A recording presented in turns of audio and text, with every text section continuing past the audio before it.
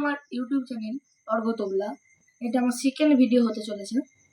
আজকে আমি এই তবলার মাধ্যমে বোঝাবো শ্যামা সঙ্গীত হয়, যেটা কালী গানের মধ্যে হয়ে থাকে। শ্যামা সঙ্গীত হয়, তা তবলাতে কি করে বাজাবেন, তার বোলটা কি। তো কালী ঠাকুরের তবলার বোল বা শ্যামা সঙ্গীতে বাজে ধা তে টে নানা তেটে তেটে। তাহলে এই যে দেখুন ধা, এই যে F1 আর G1, তাহলে ধা তে টে নানা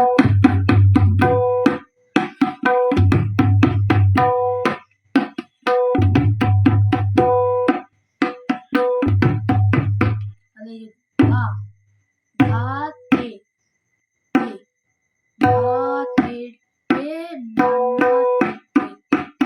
এই নানাটা হচ্ছে এই তেটে তেটেটা একটু জোরে হবে বা স্পিডে হবে। তাহলে ধা তে টে নানা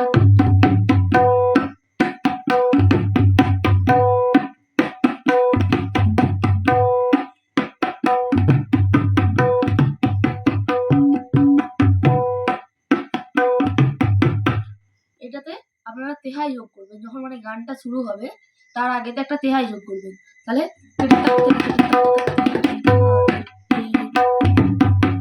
কেটে তাক তেরে কেটে তাক তাক তেরে কেটে ধা তে, এই যে কত কেটে কেটে তাক তেরে কেটে তাক তাক তেরে কেটে ধা। তাহলে কেটে তাক তেরে কেটে তাক কেটে ধা, কেটে তাক তেরে কেটে তাক কেটে ধা। তাহলে এই যোগ, তাহলে হবে এটা ধা।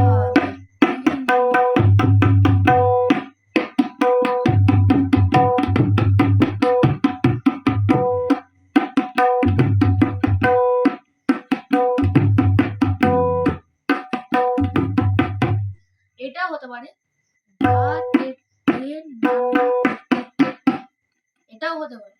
আবার হবে ধা তে টে নানা ধা তে টে নানা। এই যে তেটে তেটেটা এটা মানে দ্বিগুণ হচ্ছে। তাহলে ধা তে টে নানা তেটে, এটা হচ্ছে নরমালটা। আর স্পিডেরটা হলো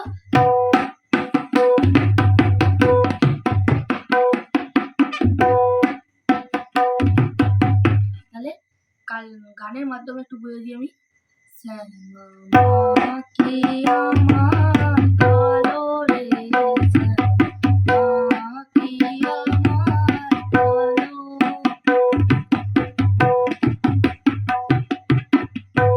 এই যে এটা তাহলে বাজাবেন আপনারা, মানে শ্যামা সঙ্গীতে এইটাই বাজবে। তেহাইটা তাহলে কি বললাম, কেটে তাক তাক কেটে তাক তেরে কেটে তাক তাক তেরে কেটে ধা।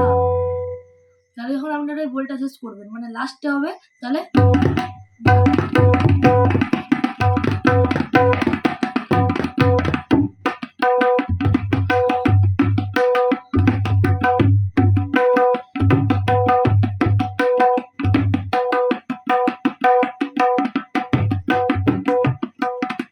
যখন মানে গানের শেষটা হবে তখন এটা বাজাতে হবে।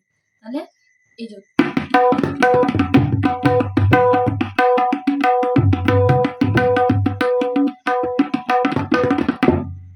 ধাটা মানে লাস্টে বাজানোর সময় এটা বাজালে মানে শুনতেও ভালো লাগে, আর তবলাটা মানে ভালো মানে শুনতেও লাগে আর কি।